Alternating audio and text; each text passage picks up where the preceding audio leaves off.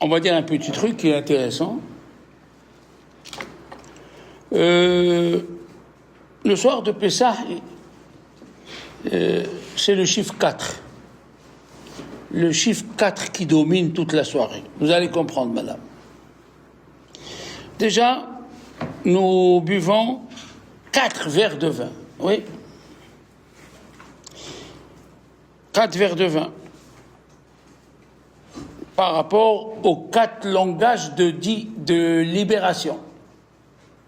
La Torah, elle a écrit 4 langages de libération, donc il y a 4 verres de vin. Après, la Torah nous parle des 4 enfants dans la Haggadah. Ouais? Keneged arba'a banim dibera Torah. Un intelligent, un impie, impie. I-M-P-I-E. Tu connais pas ce nom? Pas du tout. Eh bien, apprends. Impie. Moi aussi, j'ai appris le français avec l'hébreu. Impie. Laisse maintenant ça. Impie. Après, il y a celui qui ne s'est pas posé de questions. Après, il y a l'innocent. D'accord? Chacham, Racha, Tam, et Sheino Yoda Lishon. Donc on a eu déjà, récapitulons, 4 verres de vin, 4 enfants. Qu'est-ce qu'il y a? Les 4 enfants de quoi? Les 4 enfants en hébreu, c'est comment? Chacham, l'intelligent, Racha, l'impie, Chacham, Racha, Tam, l'innocent, et Sheino Yoda Lishol. Je sais pas, j'ai pas entendu. Pardon? Le dernier? Sheino Yoda Lishol. Il ne s'est même pas posé des questions, et chose étonnante, c'est écrit dans la Haggadah, At Petahlo. At, c'est au féminin. C'est la maman qui doit s'occuper de lui. Comment tu t'appelles? Clémence. Et pourquoi c'est la maman? Parce qu'elle est Clémente, elle est Clémence. Et alors, tu crois que je t'appelle comme ça ou quoi? Faut faire la relation, hein? Alors, on a dit 4 langages de libération, on a dit 4 verres de vin, on a dit 4 enfants. Après, on a 3 matzot, ouais? Quand on casse cette du milieu, ça nous fait... Oh, pétard, elle connaît les divisions, c'est magnifique. Alors, d'accord? Quand Adam Arishon, il a fauté, combien ils étaient? Ah, question piège. Adam, Chava, le serpentard et la terre. Ah ouais, 4. Encore 4, d'accord? Ok.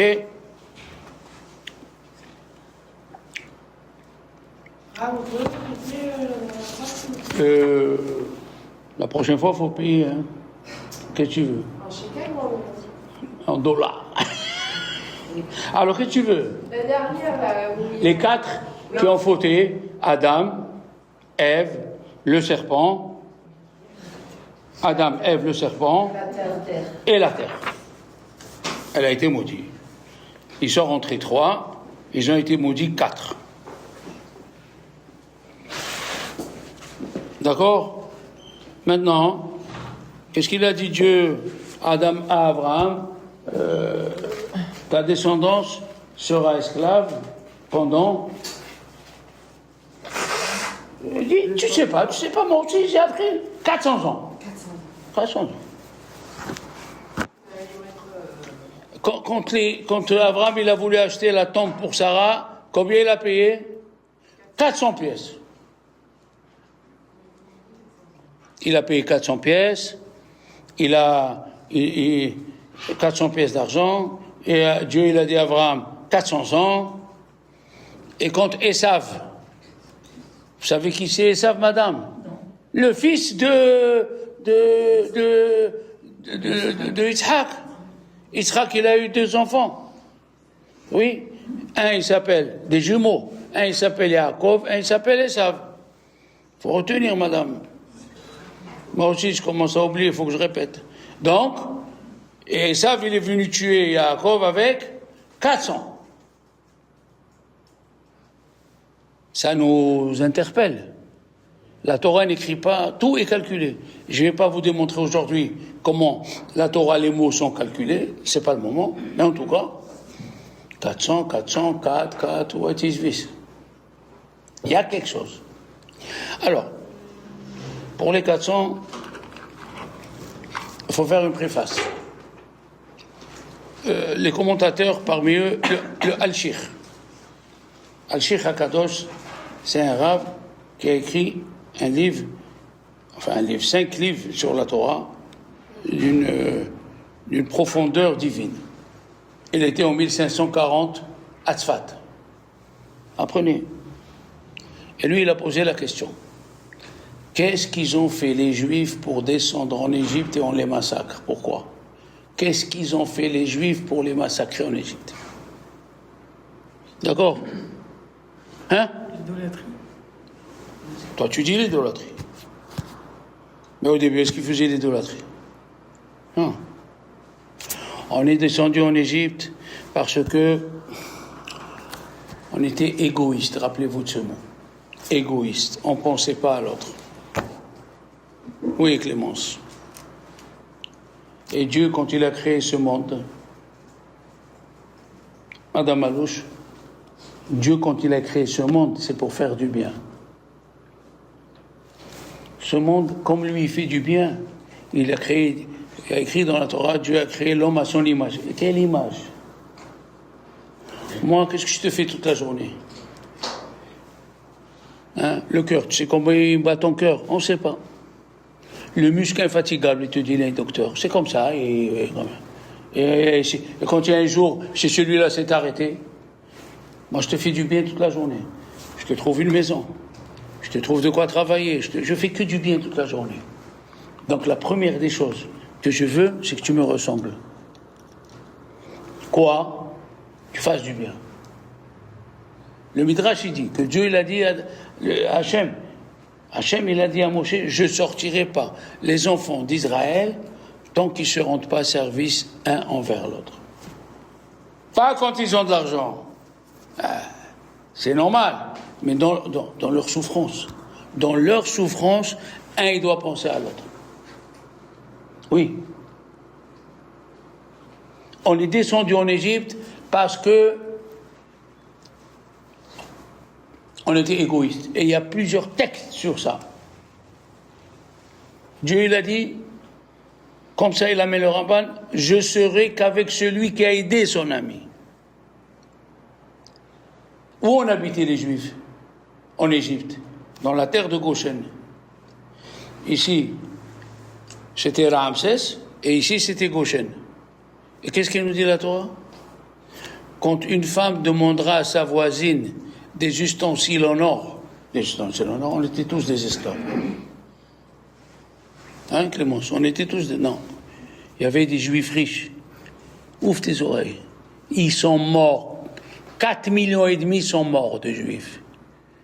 Parce qu'ils ont ressemblé aux Égyptiens. Chacun pour soi.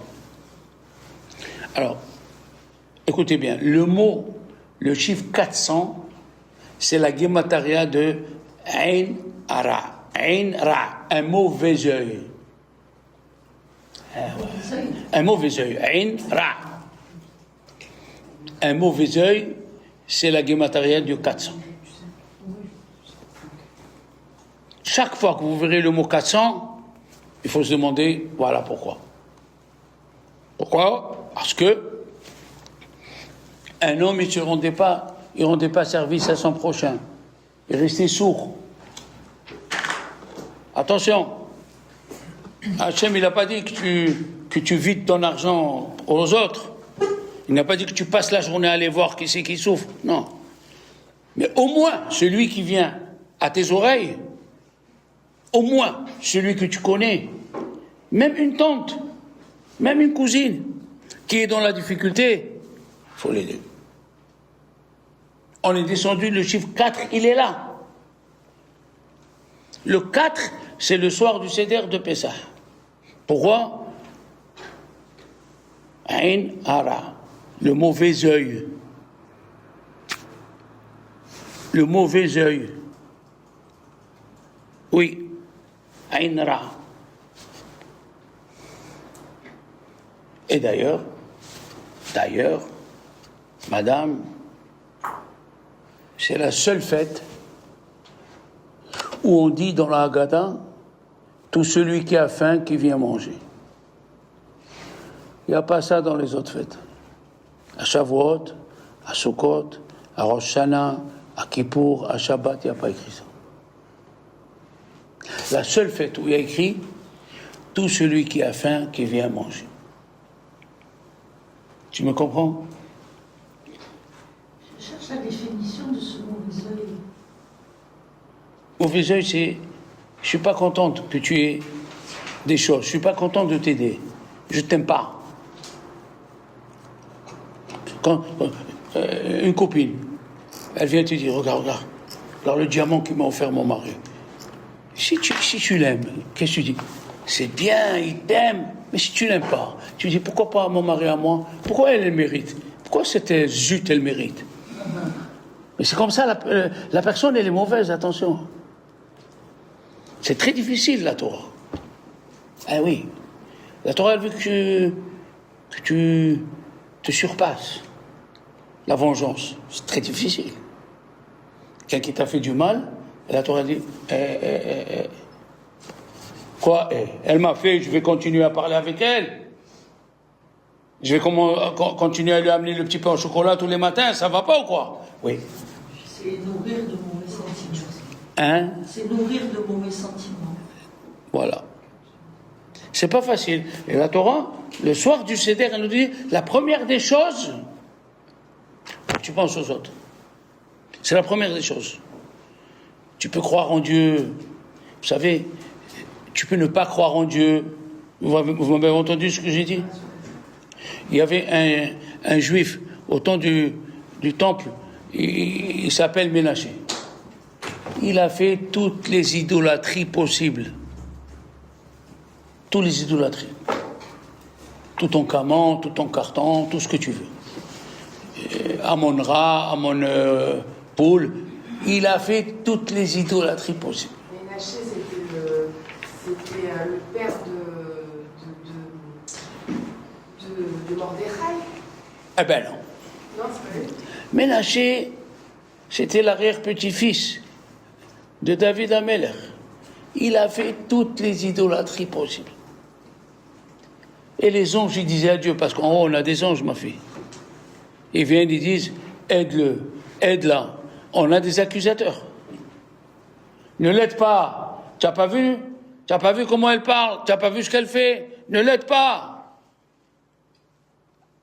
Il y a une chose qui nous sauve. Qu'est-ce qu'il a fait Ménaché? Il y avait le temple, Julia, tu vois, le temple de Jérusalem. Il y avait les pèlerins qui montaient. Où ils allaient dormir, où ils allaient manger. Il fallait chercher où manger, où dormir. Qu'est-ce qu'il a fait, lui? Il a fait un hôtel Ibis. Gratuit. Tu montes, tout le monde savait, tu cherches où dormir. Ibis Ménaché, hôtel Ibis Ménaché. Tu avais une chambre, le temps du pèlerinage, tu avais à manger. Alors Dieu il a dit aux anges, comment tu veux que je le tue à celui-là? Il fait du bien toute la journée. Comment tu veux que je le tue? Il fait du bien. Tu comprends, Clémence? Tu as un nom, Clément. Il faut avoir de la clémence envers les autres. Même si tu fais les fautes que tu veux, puisque tu fais du bien, le bon Dieu, il te prend sous sa protection. Il y a 2 grands rabbins, ils ont été pris au temps des Romains. Rabbi Hanina ben Teradion. Et un, il a dit à son copain, tu n'as qu'une seule accusation, ils vont te laisser partir, tu vas promettre. Moi j'ai 5 accusations. Qu'est-ce qu'il lui a dit l'autre? Il lui a dit, moi j'ai une accusation, mais je vais mourir. Toi tu as 5 accusations, tu vas t'en sortir, pourquoi? Parce que tu aimes faire du bien. Tu aimes faire du bien. Et celui qui fait du bien, il est pris en protection de Akadosh Baruch Hu. Un gentil mot. Une vieille personne, un gentil mot, ça va aller madame, ne vous en faites pas. Même un homme, ça va, ne vous en faites pas. Un gentil mot, avec la bouche, on peut faire Gimut Chassadim, mais si tu peux aider avec de l'argent, selon tes moyens. Tu vas à la caisse, à Super 4, tu dis voilà, tenez, donnez à celui qui n'a pas. Voilà ce que je peux te donner. Le chesed. Il n'y a que le chesed, et surtout, le chesed en cachette. C'est le plus grand. Pourquoi? Parce que quand je te fais du bien, comme ça en public, enfin en public, entre toi et moi, on va dire, tu me dis merci, c'est normal. Ça veut dire que j'ai enlevé le merci à Dieu. Mais quand tu donnes en cachette à quelqu'un qui donne à un autre, cet autre-là, il ne sait pas d'où ça vient. À qui il dit merci? À Dieu. Comme ça, ils disent les Chachamim, celui qui fait de la générosité en cachette, il peut demander un miracle. Julia, tu peux demander un miracle si tu fais de la générosité en cachette. Comme ça, elle a dit Rav Shach, al-Vashalom. Si tu donnes en cachette, tu peux même demander un miracle. Tellement c'est important. Donc, il y en a des histoires sur Gimel Hassadim, surtout la femme. La Gemara a dit que Mor Okva, c'était un grand rabbin. Il passait le vendredi, il jetait de l'argent derrière lui, et les pauvres sortaient pour ramasser, pour acheter pour Shabbat. Une fois, il y a un pauvre, il a dit non, je veux savoir qui c'est qui me donne. Il les a vus, il s'est mis à courir, eux ils ont couru. Ils sont rentrés dans un four, Mathilde, l'homme et la femme. Et Mor Okva, le rabbin, il a senti ses pieds qui brûlaient. Il a dit à sa femme, est-ce que je peux mettre mes pieds sur tes pieds? Elle a dit oui. Et la Gemara dit, et pourquoi les pieds de la femme ne brûlaient pas? Elle a dit la Gemara, parce que la femme, elle se dérange plus que le mari. Le mari, il amène la viande, les légumes, c'est bien. Mais qui c'est qui prépare? Qui c'est qui met les épices? C'est la femme. Donc, si on peut dire, quand vous faites le ménage à Pessah et tout ça, vous avez une récompense plus que les hommes.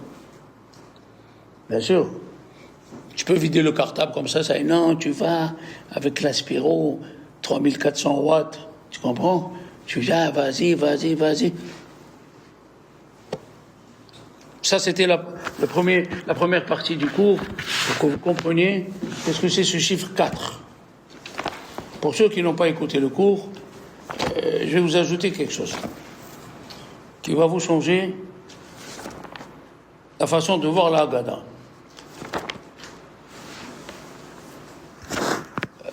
La majorité de la Haggadah est basée sur les 4 versets que nous lisions le jour où on amène les prémices au temple. Vous savez ce que c'est, madame? Les Bikurim, vous savez ce que c'est? Bon. Si Dieu veut, en Israël, tu vas avoir un verger. Quand il va venir le Messie, tu vas avoir un champ de blé 50 km sur 50. Tu vas avoir un verger 30 km sur 30. Et tous les ans, tu dois prendre les premiers fruits et tu les fais monter au temple. Et là-bas, tu amènes les fruits, mais tu dois réciter une chose. Tu dois dire, merci mon Dieu, nos ancêtres étaient des profanateurs. Ils ont fait Avodah Zara, nos ancêtres. Et tu nous as sauvés d'Égypte. Tu as vu notre souffrance. Tu as vu nos enfants qui souffrent. Il y a 4 versets. Et maintenant, je te remercie. 4 versets. La Haggadah, elle est basée sur ces 4 versets qui sont 4 versets de remerciement. D'accord? Tu peux me demander de répéter. Ça ne me dérange pas. Voilà. Il y a 4 versets de remerciement dans les Bikurim. Qu'on parle de la sortie d'Égypte, qu'on parle que nous étions esclaves. Alors la question qui va vous venir dans la tête.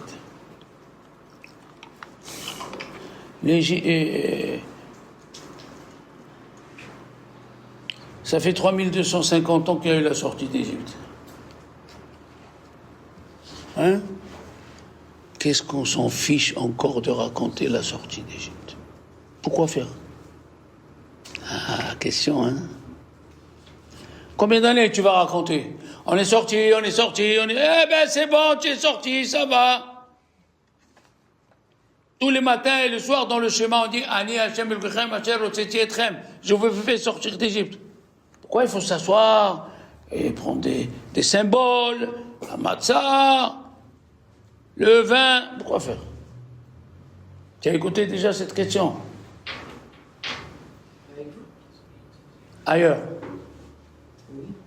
Tu as écouté pourquoi on doit faire chaque année la sortie d'Égypte? Pour le souvenir, pour faire le partage. Et pourquoi il faut rester 3 heures?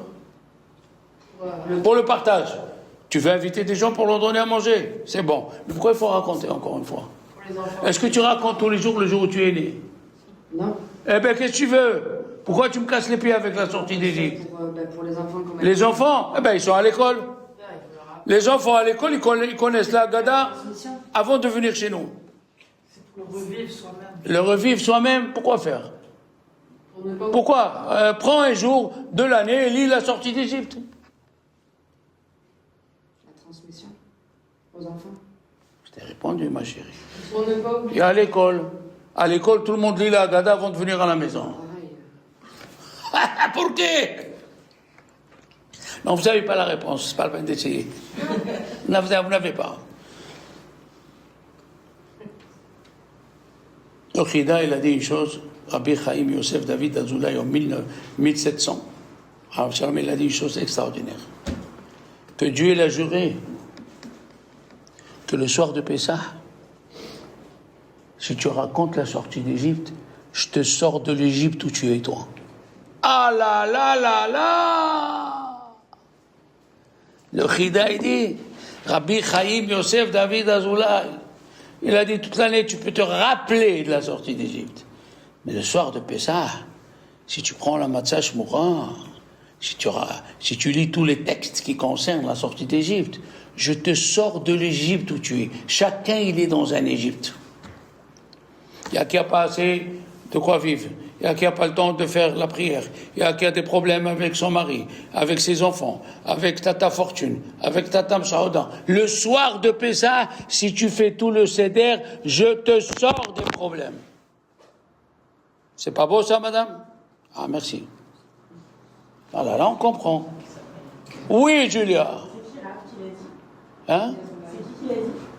Le Khida. Khida, c'est Het, Yud, Dalet, Aleph. Rabbi, Chaim, Yosef, David, Azoulay. Pourquoi on l'appelait Chaim? Chaque fois que vous voulez, vous écoutez deux noms d'un rabbin, et il y a le mot Chaim, c'est qu'il était en danger de mort. Eh ouais. Une fois, il est venu en France. Il a écrit un livre fantastique. Oui, il a écrit un livre qui s'appelle Margaltov. Il n'existe pas en français. Je l'ai lu en hébreu 3 fois. On a appris des choses. Par exemple, tiens, Clémence, ou bien Mathilde, ou n'importe qui. Pourquoi on appelle le Dauphiné le fils du roi, comment il s'appelle en France? J'ai compris, madame. Oh. C'est pas grave. Pourquoi on l'appelle le dauphin? Parce que celui qui avait le Dauphiné, il n'avait pas d'enfant. Il a dit au roi, je te donne tout le Dauphiné si chaque premier enfant d'un roi de France, tu l'appelles le dauphin. Où j'ai appris ça? Dans le Khida. Eh oui, madame. C'est fantastique, tu apprends des choses là-bas. Il y avait un juif à Paris, il s'appelle Monsieur de Povary. Il a aidé à rentrer dans la cour du roi. Louis XIV, il a fait la bracha quand il l'a vu. Eh oui. Il a béni la reine, et elle a eu un enfant l'année d'après. Alors à Lyon, il y a le Rhône, oui. Et comment on appelle le quai? Le quai de là-bas.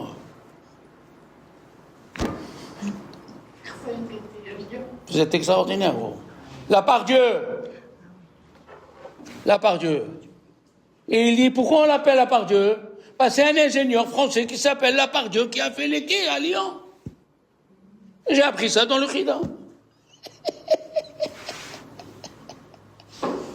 Tu apprends des choses là-bas. Alors lui, il devait traverser le Rhône. Et le Rhône, il est monté, l'eau est rentrée, le cocher il a dit, monsieur le rabbin, faut se sauver. Il a sorti la matzah shmoura, comme je vous ai dit la semaine dernière. Il a béni, il a jeté dans le Rhône, et le Rhône, il est descendu. La matzah shmoura, elle a cette chose extraordinaire, que là où tu vas, elle te sauve. Mais si tu manges que shmoura. J'ai dit attention, et je redis, je l'ai dit la semaine dernière, les Dayan de Bnei Brak ont dit, il ne faut pas manger les gâteaux papouchado. Ça soit clair, les gâteaux au chocolat d'Israël, il ne faut pas les toucher. Il y a cache-route et cache-route. Alors maintenant, on va parler, oui, matzah shmoura, c'est très très très important. On va parler de la cachérisation des ustensiles. Mais auparavant, vous allez répéter après moi quelques mots. Alors, répétez. Kebolo. Kebolo. Karpoto. Ça veut dire quoi? Tout ce qui sort, il est recraché, quoi. C'est faux tout ça. J'arrivais pas à le dire. Comme il a avalé, Kebolo. Comme il a avalé, il le rejette. Alors, je répète. Tant que tu dis pas les mots exacts, c'est faux. Vous avez dit la même chose. Ah non, j'ai pas dit ce que tu as dit, loin de là. Alors, on répète. Si tu as une marmite, je répète, tu as une marmite. Une marmite, écoutez bien, d'après la Torah, elle est interdite que dans les 24 heures. Ça veut dire, je parle d'après la Torah, j'ai pas dit ce qu'ils ont dit les Chachamim. Par exemple, un goy, il a cuit du cochon dans une marmite à 9h du matin, lundi à 9h. Après, il a nettoyé, elle est propre. Jusqu'à mardi 9h, de lundi 9h jusqu'à mardi 9h, la marmite, tout ce que tu cuis dedans, il est interdit. Pourquoi? Parce que le goût. Vas-y. Parce que la mamachoute, elle est restée dans les parois de... Il n'y a pas de mamachoute. La matcha, oui, même ça a été nettoyé. J'ai nettoyé, j'ai tout nettoyé. C'est dedans le fer. Dedans le fer, les pores, ils s'ouvrent et ils font sortir le cochon. Si on n'a pas bien expliqué ça, on ne l'a pas décortiqué, ça ne rentre pas. Donc, pendant 24 heures, la marmite est interdite, c'est ce qu'on appelle batioma. Répétez. Batioma, elle a 24 heures. Batioma. Ça, c'est, je parle une marmite, c'est au féminin, Mathilde. Bat. Un ustensile, ben yomo. Vous pouvez répéter le mot bat? Oui, batioma. Kedera. Kedera, c'est la marmite. Okay. D'ailleurs, en espagnol, comment on dit une marmite? Caldera. Kedera, caldera. C'est quoi, Batioma? Kedera, batioma. Elle est dans les 24 heures. La traduction de Batioma. Elle a 24 heures. Elle a 24 heures. Yoma, c'est un jour. Un jour, c'est 24 heures. Kedera batioma. Donc, d'après la Torah, je peux aller chez ma voisine, Joséphine, prête-moi une marmite, elle est propre, elle a 24 heures. Je peux cuisiner dans cette marmite. Ça s'appelle Ena batioma. Elle n'est pas dans les 24 heures. Tu es à la montagne, tu as oublié d'amener des marmites, tu peux aller chez le voisin, un goy, une goya, vous pouvez me prêter une marmite? Oui, il te prête la marmite, elle est nettoyée, tu peux cuisiner dedans. Si elle n'a pas 24 heures. Hein? Il faut attendre 24 heures. Ça dit le mot que j'attendais. Stam kelim ena beneyoma. En général, un ustensile, il a plus de 24 heures. On n'a pas besoin d'attendre. Tu as entendu ce que j'ai dit? Stam kelim, je répète. En général, un ustensile, il n'a pas 24 heures. Stam kelim, enam bene yoman. Enam bene yoman. Tu as loué pendant les vacances dans une maison et elle te dit maison tout équipée, les marmites, les fourchettes, les couteaux. Quand est-ce que vous avez fini de louer la dernière fois? Elle te dit 1 mois. Les ustensiles, tu peux les prendre et les utiliser. Oui, parce que ça, Si, qu'est-ce qu'il y a? parce que ça a plus de 24 heures. Mais si le gars il est parti hier Répète. Parce que ça a plus. de 24 C'est de ce problème que j'ai parlé.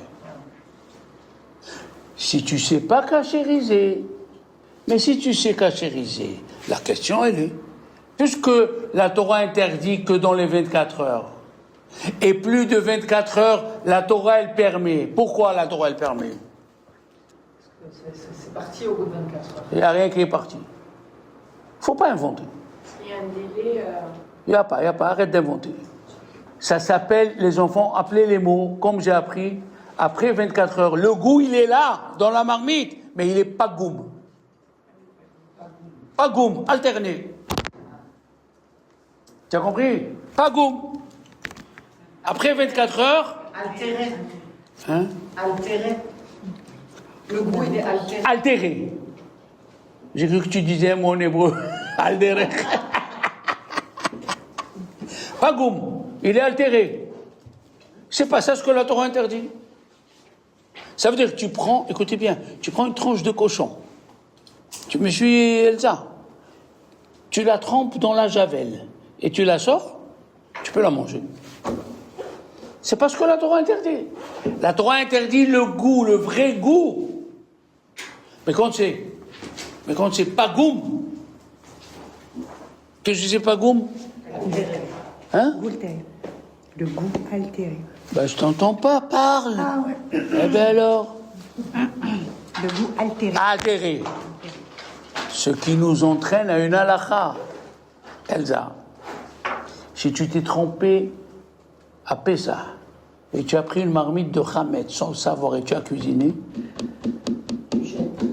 hein? Pourquoi? Elle a plus de 24 heures. Quoi mais quoi? C'est péché ce que tu dis.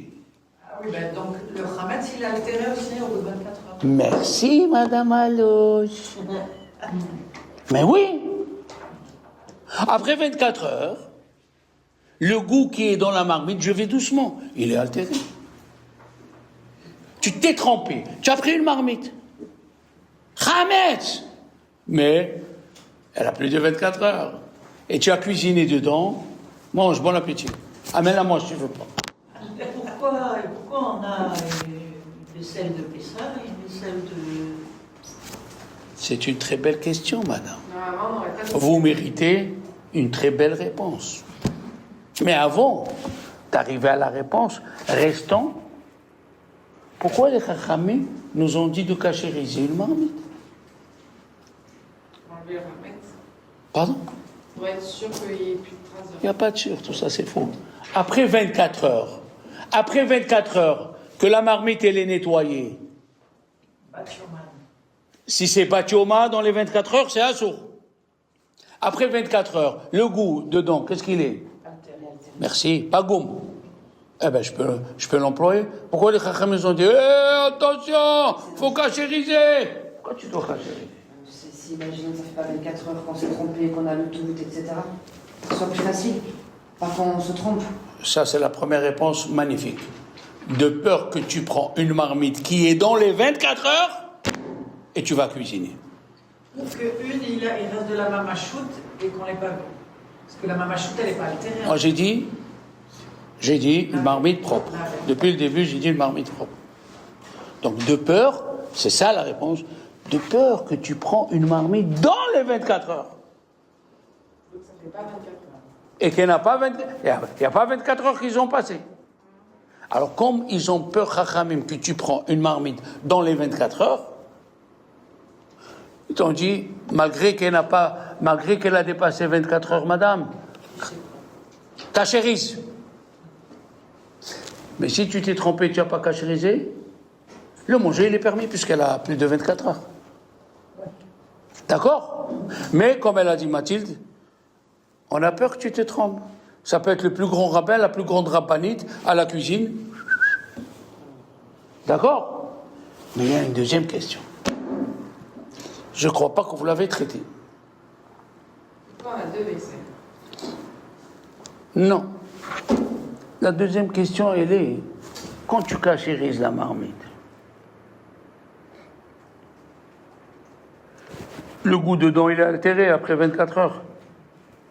Les pores, ils s'ouvrent. Et ce qui a été altéré, il sort. Quelle est la suite de la question? Mais il va être réavalé. C'est quoi cette blague? Ça va détériorer, donc il n'y a plus, ça se mange plus. Alors ne cachérise pas. Tu comprends où on arrive, il faut qu'on explique tout. Tu me dis, malgré qu'elle a 24 heures, cachérise-la, de peur que tu vas prendre une marmite qui est dans les 24 heures. Ok, 1-0. Mais je vais le cachériser, allez, je vais le cachériser. Est-ce qu'on m'a dit un jour de prendre une marmite et la cachériser dans une marmite où il y a 60 fois cette marmite-là? Non. Sans donc, la même marmite qui a plus de 24 heures, les pores vont s'ouvrir et ce qui est pas goum va ressortir. Mais il va rentrer.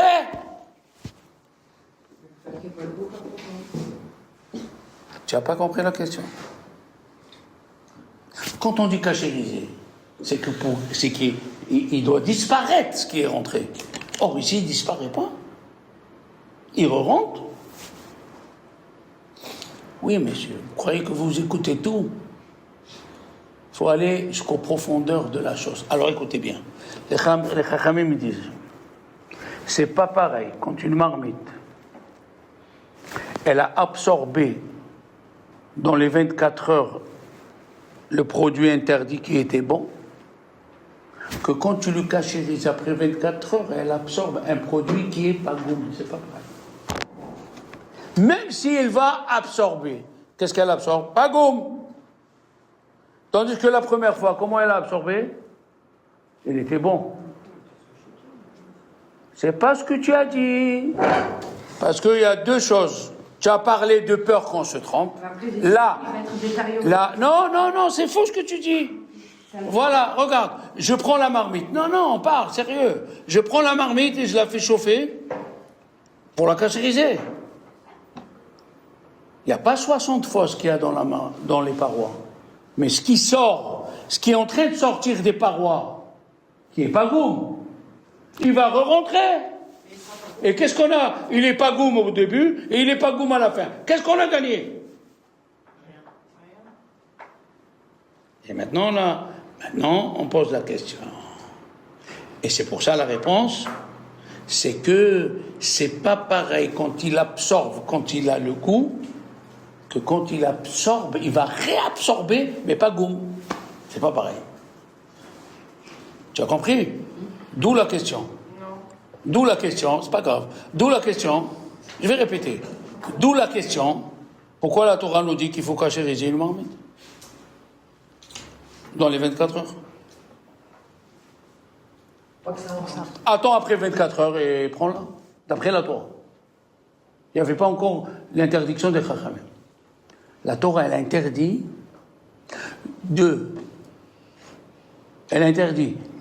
il faut cachériser la marmite si tu vas l'utiliser dans les 24 heures. Alors il faut la cachériser. Mais normalement, si tu attends après 24 heures, elle est permise. Je répète pour toi. Nous avons une marmite où on a cuit du chametz ou du cochon. On a attendu 24 heures. Il vient Chacham, il dit cachérise là. Mais pourquoi cachériser? Mathilde, elle a répondu, tu peux te tromper. Tu peux prendre une marmite qui est dans les 24 heures. Ça, tu m'as répondu. Deuxième question, mais ce qui va sortir de cette marmite au moment où tu cachérises, il va rentrer. On redevient au problème premier. Il n'est pas goum, et on rentre pas goum. À quoi sert la cachérisation? Je comprends maintenant. La réponse, Khamim te dit, c'est pas pareil. quand ça absorbait dans les 24 heures et le goût il était bon, que maintenant quand tu cachérises et tu sors le pagoum, il va rentrer, mais il ne rentre pas goum, c'est pas pareil. Voilà la réponse des Chachamim.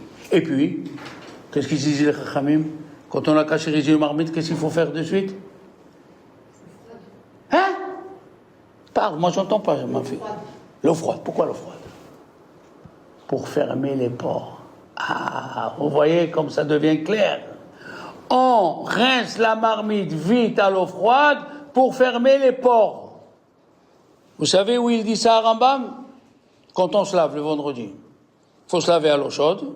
Et il dit les pores ils s'ouvrent et les saletés ils sortent. Et après il faut se laver. Pourquoi? Pour fermer les pores. Une fois dans ma vie, j'ai fait le hammam. Mon père il m'a amené au hammam, une fois. Je ne suis pas parti une deuxième fois parce que j'allais mourir. C'est chaud, la fumée, et l'arabe, il commençait à me masser les mains, les trucs, ça sortait du noir, tu sais, du noir. Oui, on croit qu'on est propre, Mathilde. Mais après la douche, qu'est-ce qu'il dit à Rambam? Après la douche chaude, faut mettre l'eau tiède et l'eau froide, pour fermer les pores. Tu vois pas qu'il y a des hommes et des femmes. Ils font le sport le matin, en plein hiver, avec le short. Pourquoi? Ça raffermit les muscles. Tout ça est écrit avant. Donc on a parlé du problème, Kebolo. C'est des serviettes, s'il te plaît, Rodin.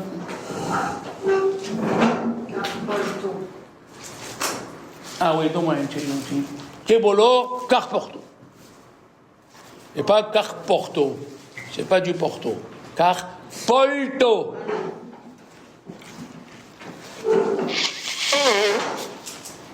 Passons à la deuxième chose. Liboun.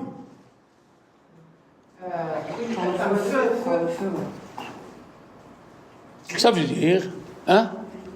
Liboun. Faut qu'il y ait la braise. Par le feu. Le feu, eh bien on aurait dit Esh. On aurait dit Esh. Ah non, c'est avec la pierre. Non, attends, doucement. Pardon. Non, il n'y a pas de problème. Esh, c'est le feu. Pourquoi tu dis Liboun? Parce que c'est la cachérisation qui parle le feu. Eh bien, tu dis Esh. La marmite, c'est Hag'ala. Pourquoi on dit Liboun? Écoute bien. Si tu as une grille, hein, Clémence, tu as une grille où tu fais tes steaks. Jusqu'ici, c'est pas grave. Mais si tu mets, comme on dit communément, de la kefta, des boulettes. Une bonne boulette, j'ai appris avec le temps, hein, une bonne boulette, Ève, c'est quand il y a dedans du pain ou de la chapelure. Tu peux pas faire une boulette qu'avec de la viande. Elle tient pas. Donc une boulette où tu as mis de la chapelure ou du pain, et tu la mets sur la grille. Maintenant on te dit, pas le feu. Pourquoi le feu? Il y a le charbon en bas, il y a le feu. Les boules veut dire rougir. Il faut que tu rougis la grille jusqu'à qu'elle devienne rouge à 1200 degrés. Et elle saute la grille, et j'espère que toi pas avec. Alors, les grilles, les grilles, Les ustensiles. non, où on fait rentrer la kefta là. Les brochettes, merci. Les brochettes, ceux-là, il faut liboun. Eh ouais, c'est pas tous les grilles qui supportent liboun. Qui a besoin de liboun? Le four. Les grilles. Pas le four lui-même. Les grilles et les plateaux ont besoin de liboun. Mais aujourd'hui, Madame Alouche, on a une chance. On a les fours qui montent à 450 degrés. Si tu as un four qui monte à 450 degrés, tu peux cachériser et le four, Les grilles. et les grilles, Et les parents. et les plaques. Et si on n'a pas pyrolyse, comment on fait? Alors, j'ai la réponse, mais d'abord, on parle du meilleur. Bien sûr. D'abord, on parle de la Rolls-Royce. où on n'écoute que le son de l'horloge. Non, parce que ça n'a pas priori, mais qui montre je pense que Voilà. Non, tous les autres fours, on peut le cachériser. Non, tous les autres fours, on peut le cachériser, mais tu es obligé d'acheter des nouvelles grilles et de nouvelles plaques. Si ça monte pas... D'accord, ça monte pas aussi chaud. Alors voilà. Alors, ok. moi j'avais le four à gosse. Et je voulais le cachériser. Et mon Rav, Rabbi Shimon Bitton, qui était Dayan à Marseille, il y a 47 ans, il m'a dit, viens.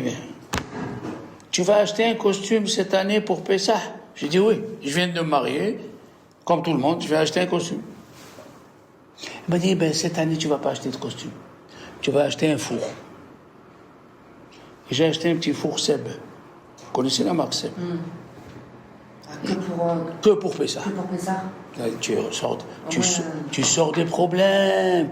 Tu sors du problème. Quand mon fils il a commencé à travailler, il m'a dit, mais il est très petit ce four, papa. Je vais t'acheter le grand. Il a acheté plus grand, portable. On le sort tous les Pessah. Okay. Alors, le petit de 35 ans, Mathilde, qu'est-ce qu'il est devenu? J'ai donné à mon élève. Ça fait 7 ans, il a dit, il marche encore très bien. Voilà. Tu n'as pas la pyrolyse à 450 degrés, tu achètes un petit four. Voilà, aujourd'hui, un petit Seb, ça vaut 30 €, 30 balles, et tu fais dedans ton poulet rôti, tes frites, tes petits macarons aux amandes, tes petits macarons au coco, avec le clou de girofle au milieu. Eh oui, on peut se débrouiller à Pessah. On peut, il y a du chocolat, maintenant il y a les gâteaux avec la fécule de pomme de terre, il y a les gâteaux avec la farine de soja, il y a plein de choses, mais que matzah shmur.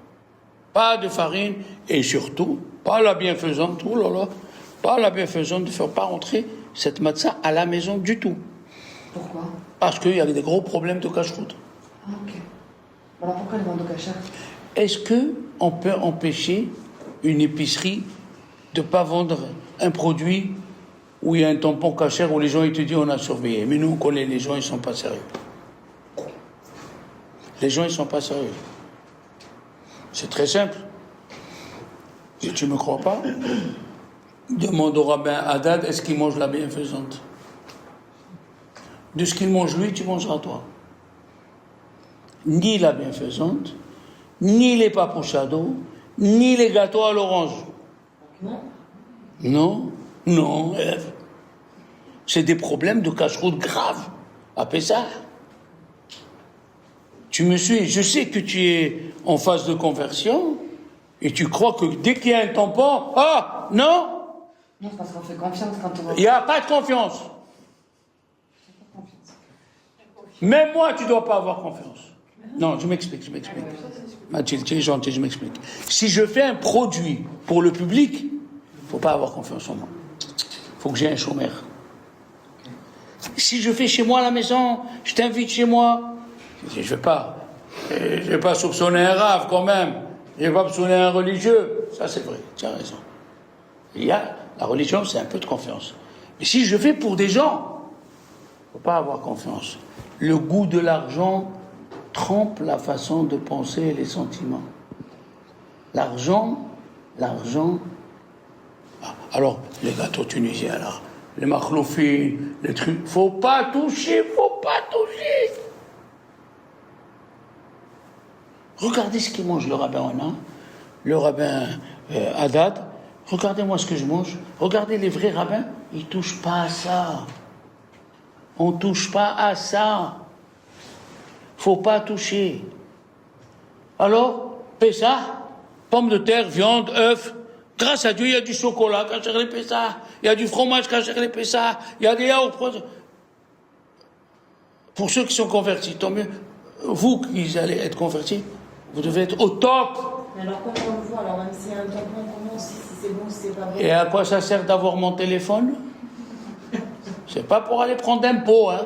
Et on va pas vous appeler de prendre une Tu appelles 50 fois. Toi, tu fais ton travail et moi, je dois me faire le mien. Mon Rav, il m'a dit, tu as un problème, tu n'arrives pas dans la Gemara, tu m'appelles à minuit. Et tous les fromages, ils sont cachés les Pessah ou... Non. Ah, voilà. Non, Non, c'est écrit. faut voir la cache-route. Non, est-ce que tous les fromages cachers et ça, on leur fait confiance? Non, pour la 4e fois. Non et non et non. C'est vrai qu'il faut se méfier de la cache-route. J'entends pas. Il faut se méfier de la cache-route. Faut, oui, Paris, faut pas toucher. Faut pas toucher. Pessah, c'est grave. Excusez-moi. Pessah, c'est très grave. Et Rav, c'est 4 et 5, il faut qu'on se méfie de la cache-route. Hein? C'est 4 et 5, il faut qu'on se méfie de la cache-route de Paris. Oui. Non, mais toute l'année. Non. Voilà, parce que j'ai une question. Toute l'année ne touche pas. Non, parce que l'année dernière, j'étais chez mon père à Toulouse. Toutes les épiceries cachères, elles sont estampillées cache-route de Paris. Non. Donc, Non, ma fille. Éloigne-toi. Demande les rabbins de ta ville qu'est-ce qu'ils mangent. Quel est le meilleur exemple? C'est le rave qui t'enseigne. Vous avez une photo de celle que vous prenez? Comme ça? La matzah shmoura. Shmoura, de toute façon, tu ne peux pas. Oui. Moi, je mange que la matzah shmoura. Il n'y a que 2, bleu et marron. Tu peux pas te tromper. 23,90. Et même pas celle-là, je la mange. Je commande une à 45 € le kilo. C'est ça, 30 € le kilo. Elle est marron. Elle est la boîte marron. Parce que moi j'en ai acheté une sans gluten du coup, mais c'est pas de la matzah noire. Mais si c'est sans gluten, tu peux même pas faire à moitié le chéminarat. Tu es dispensé. Si ça te cause des crises d'intestin, tu es dispensé de la matzah. Mange sans gluten, tu fais bon repérer à dama. C'est tout. Tu peux pas faire Netilat Yadayim, tu peux pas faire à moitié. Dieu il t'a créé comme ça, alors tu vis comme Dieu il t'a créé. Faut pas te culpabiliser. Faut dire, j'aurais voulu, l'envie de faire les mitzvot, d'accord. Mais Du coup, sans gluten, il n'y en a pas des. il y a pas. Il y en avait 3-4 là. Il y a pas. Mais si ça change rien. Ça change rien. D'accord, non, tu peux pas. Eh ben, le cours est terminé. Vous avez les rabbins après? Ouais.